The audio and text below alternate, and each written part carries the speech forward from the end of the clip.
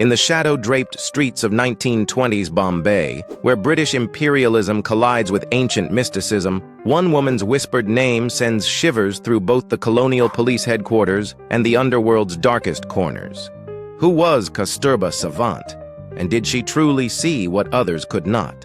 The British Raj controls India with an iron fist, but beneath the surface of order, crime festers in Bombay's labyrinthine neighborhoods. The colonial authorities struggle to penetrate the complex social networks of a city they occupy, but never truly understand. Into this volatile landscape emerges a woman who claims to solve crimes through visions, dreams, and supernatural insight. She becomes known simply as the Oracle. Kasturba Savant arrives in Bombay in 1919, though her origins remain deliberately obscure. Some say she comes from a Brahmin family in Pune, educated in both Sanskrit texts and English literature. Others whisper she's the abandoned daughter of a British officer and an Indian courtesan, belonging fully to neither world. This ambiguity becomes her greatest weapon. She moves fluidly between communities that rarely intersect, speaking multiple languages, understanding multiple codes. She establishes herself in a modest house near Gurgaon, decorated with both Hindu religious imagery and Victorian furniture. The duality of her surroundings mirrors the duality of her nature. She dresses in elegant saris of deep crimson and midnight blue, her appearance both respectable and subtly seductive. Her eyes, witnesses claim, seem to look through people rather than at them. This unsettling gaze becomes her trademark. Her first case arrives by accident, or perhaps by design. A wealthy Parsi merchant's daughter vanishes from a locked room. The colonial police investigate for weeks without progress. A servant mentions the disappearance to Kasturba during a chance encounter at the market. 3 days later, Kasturba appears at the merchant's door. She speaks of visions, a boat, a lighthouse, a man with a scar shaped like a crescent moon. The girl is found exactly where Kasturba describes, held by a kidnapper who bears the precise scar she detailed. Word spreads like monsoon rain through Bombay's streets. The Oracle has arrived. But is she truly psychic? Or does she possess something perhaps more dangerous, an extraordinary network of informants and an uncanny ability to read human nature? British Inspector Charles Thornton initially dismisses her as a charlatan preying on superstitious locals. But when a series of murders targeting British officers stumps the entire colonial police force, his superiors pressure him to consult the Oracle. Thornton visits her reluctantly, his skepticism evident. Kasturba receives him in her parlor, offering tea served in bone china cups. She doesn't claim to see the killer's face in visions. Instead, she asks Thornton questions that seem irrelevant. About his childhood, his fears, his secret shame. He finds himself answering, compelled by her voice, her presence, her inexplicable understanding. Then she speaks. The killer is someone close to the investigation, someone driven by revenge for a brother's death in a colonial prison. She provides details that lead Thornton to a constable in his own ranks, a man whose brother died in custody 2 years earlier. Thornton becomes both her patron and her prisoner. He brings her case after case, publicly crediting police work while privately relying on her insights. Their relationship grows complex, charged with attraction, suspicion, and mutual dependence.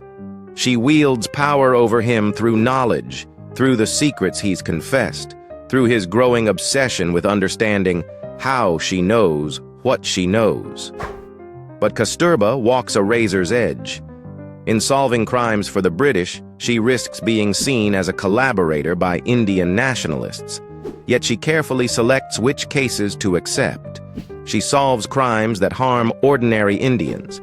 She exposes corruption among British officials. She navigates the political minefield with the precision of a tightrope walker, maintaining credibility with multiple communities. Her methods remain mysterious. She conducts elaborate rituals involving incense, meditation, and trance states. Witnesses describe her speaking in voices not her own, channeling spirits of the dead. But those who watch carefully notice other things. Her extensive library of newspapers from across India, her frequent visitors from all social classes, her photographic memory for details others overlook. A rival emerges in 1924. Ramesh Kulkarni, a police inspector who resents British reliance on an Indian woman.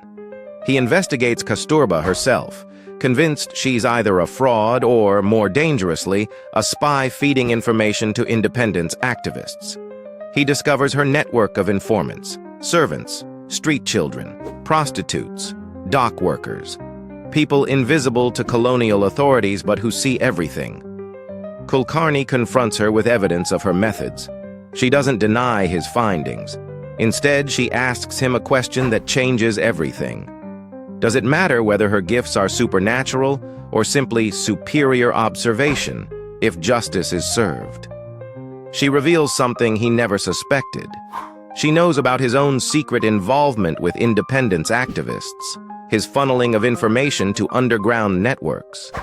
They reach an understanding. She continues her work, and he protects her from British scrutiny. The most famous case comes in 1926. A priceless diamond disappears from the governor's mansion during a grand ball. Suspicion falls on Indian staff members. Kasturba is summoned. She arrives in her finest sari, moving through the colonial elite with quiet confidence. She examines the scene, speaks to witnesses, then makes a shocking announcement. The thief is the governor's own wife, driven to steal to pay gambling debts. The accusation could destroy her. No evidence supports it except her word. The governor's wife denies everything, her British privilege a shield. But Kasturba plays her final card. She reveals intimate knowledge of the woman's secret life, details only the wife herself could know. The woman confesses, and the diamond is recovered. Kasturba's reputation becomes untouchable, yet success brings danger. By 1928, she's accumulated too much power, too much knowledge, too many secrets. She knows which British officials are corrupt, which Indian businessmen collaborate with the Raj, which revolutionaries plan attacks. She becomes a threat to everyone. In September 1928, Kasturba Savant vanishes. No body is found. No explanation emerges. Some say British intelligence eliminated her. Others claim Indian revolutionaries feared her betrayal. Some believe she simply walked away, disappearing as mysteriously as she arrived.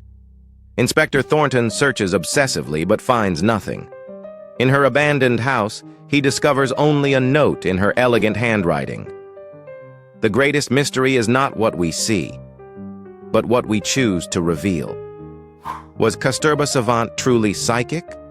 Or was she a brilliant manipulator who understood that in a society built on secrets, the person who knows those secrets wields ultimate power? Perhaps the answer doesn't matter. She remains what she always was: unknowable, unforgettable, dangerous. In the folklore of Bombay, her legend persists. People still speak of the oracle who saw through lies, who solved impossible crimes, who played empires against each other. She embodied the ultimate power of the Femme Fatale, not the power of seduction, but the power of knowledge itself. In colonial India, where information meant survival, she became the most dangerous woman in Bombay by simply knowing what others desperately wanted to hide. Her legacy lives in the shadows where mystery and truth blur together, where a woman's intelligence becomes indistinguishable from magic, where power flows not from force but from understanding the human heart's darkest corners.